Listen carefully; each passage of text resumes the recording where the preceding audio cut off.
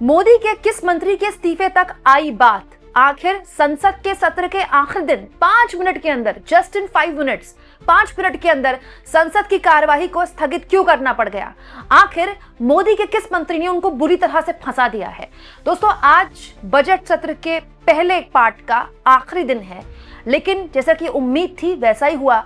सुबह 11 बजे जब प्रश्नकाल शुरू हुआ तो जबरदस्त तरीके से विपक्ष ने हंगामा किया और इस बार हंगामा बिल्कुल अलहदा अलग मुद्दे को लेकर था। और यह हंगामा बताता है कि स्ट्रैटेजी जो है विपक्ष की क्या होने वाली है अगले कुछ दिनों में, क्योंकि विपक्ष ने डिमांड शुरू कर दी है मोदी सरकार के एक मंत्री हरदीप पुरी के इस्तीफे की। सब कुछ मैं आपको तफसील से बताऊंगी, साथ में आपको ये भी बताऊंगी कि आखिर 5 मिनट के अंदर प्रश्नकाल को क्यों स्थगित करना पड़ा, क्योंकि आप जानते हैं संसद की कार्रवाइयों से जुड़ी हुई लगातार पल पल की अपडेट आपको केवल और केवल मेरे चैनल में मिलती है। आज सुबह प्रश्नकाल शुरू हुआ दोस्तों, लेकिन 5 मिनट के अंदर हंगामे की भेंट चढ़ गया। विपक्ष इस बार जो हंगामा कर रहा था वो बिल्कुल नई डिमांड को लेकर था। हरदीप पुरी इस्तीफा दो। मोदी के मंत्री हरदीप पुरी पर बेहद गंभीर आरोप लगाते हुए विपक्ष ने न केवल संसद के अंदर हंगामा किया बल्कि संसद के बाहर भी जबरदस्त तरीके से प्रोटेस्ट किया। वजह आप जानते हैं दोस्तों, हरदीप पुरी का नाम लिया था लोकसभा में एलओपी राहुल गांधी ने अपने बजट भाषण में कि हरदीप पुरी का नाम क्योंकि एप्स्टीन फाइल में आ चुका है, इसीलिए प्रधानमंत्री को जल्दबाजी में इस तरह की यूएस डील करनी पड़ी। जिसके बाद हरदीप पुरी प्रेस कॉन्फ्रेंस करने आए और राहुल गांधी को निशाने पर लेते हुए एक्चुअली में हरदीप पुरी ने बड़ी गलती कर दी, क्योंकि हरदीप पुरी ने स्वीकार कर लिया प्रेस कॉन्फ्रेंस में कि वो एप्स्टीन से 3 से 4 बार मिले थे। It is as part of an delegation of the IPI और the ICM that I met Mr. Epstein on a few occasions, 3 or maximum 4. बस हरदीप पुरी की यही गलती अब विपक्ष ने पकड़ ली है।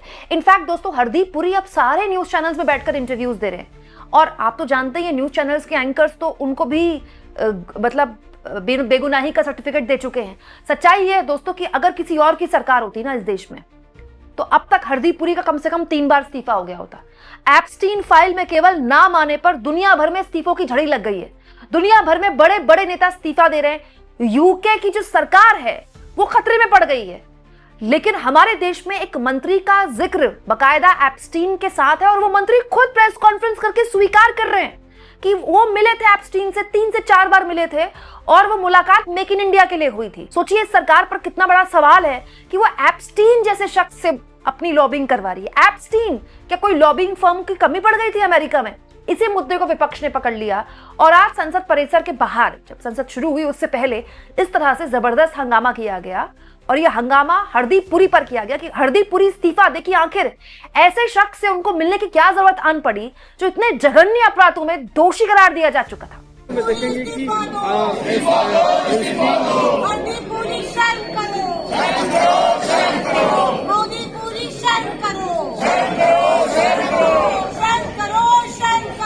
दोस्तों, ये जो हंगामा था संसद परिसर में ही नहीं, संसद के अंदर भी चला।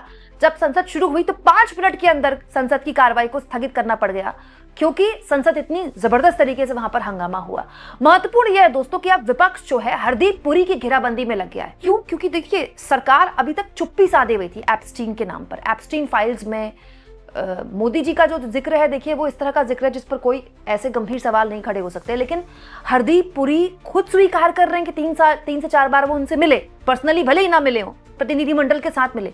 तो ये अपने आप में गंभीर संकट इस सरकार के आगे खड़ा करता है ना कि ऐसे कुख्यात अपराधी, वो भी इतने जघन्य अपराधों में शामिल व्यक्ति के साथ आखिर क्यों करनी है आपको मुलाकात? क्या सरकार के पास लोगों की कमी पड़ गई? क्या हरदीप पुरी के पास अमेरिका में लोगों की कमी पड़ गई? ऐसा टोटा पड़ गया? क्या आप एप्स्टीन जैसे शख्स से मिल रहे हैं, उससे ईमेल साझा कर रहे हैं? ये मुद्दा अब केवल कांग्रेस पार्टी ने नहीं, महुआ मोइत्रा भी इस मुद्दे को उठा रही है, सोशल मीडिया के जरिए भी अलग अलग तरह से उठा रही है।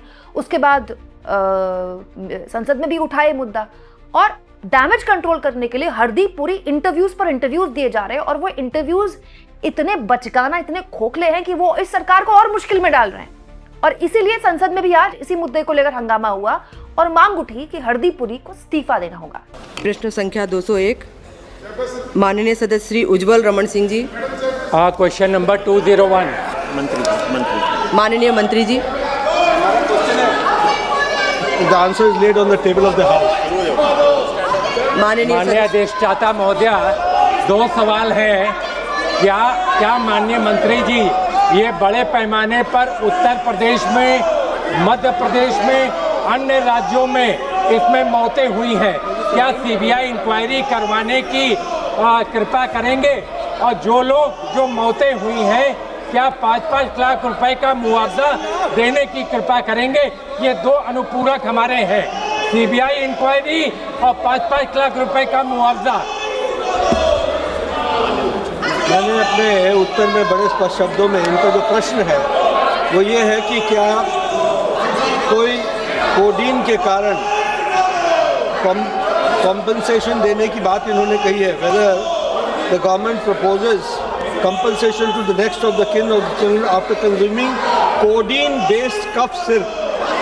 उत्तर बड़े स्पष्ट शब्दों में है कि no report of death has been associated with the consumption of codeine based cough syrup has arrived from any state or from the union territory। तो जब इस तरीके की कोई डेथ कोडीन से कफ सिरप से नहीं हुई है तो फिर हम उसके बारे में ये प्रश्न ही नहीं उठता कि कोई कंपनसेशन देने की बात हो। सीबीआई जांच की मांग की है।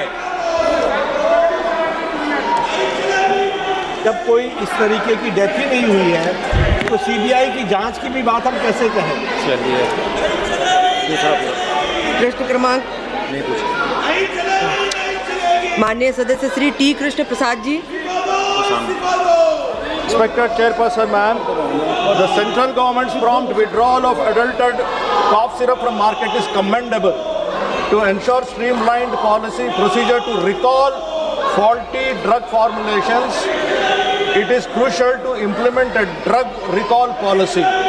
This will enable uniform implementation across India and help prevent critical health incidents. In this context, I would like to ask the Honorable Minister, does the government plan to introduce a drug recall policy in India to enable easy and swift recall of the adulterated and faulty drugs? Thank you so much, madam. Madam, it is a set procedure that we have to follow. हम inspection करते हैं, inspection करने के साथ साथ उसके drugs की कई बार ऐसा होता है कि ड्रग जो होता है वो सब स्टैंडर्ड होता है, कई बार डिसलेबल्ड होता है और कई बार वो ड्रग ह्यूमन कंजम्पशन के लिए उपयुक्त नहीं होता है। जब वो उपयुक्त नहीं होता है तो उसको हम रिकॉल करते हैं। इसका प्रोसीजर दिया गया है और ये प्रोसीजर को हम फॉलो करते हैं। माननीय सदस्यगण, आप सभी अपनी अपनी सीट पर पहुंचे। सभी माननीय सदस्य प्रश्नकाल करना चाहते हैं, अपने उत्तर की प्रतीक्षा में हैं। प्लीज आप सब लोग अपनी अपनी सीट पर पहुंचिए।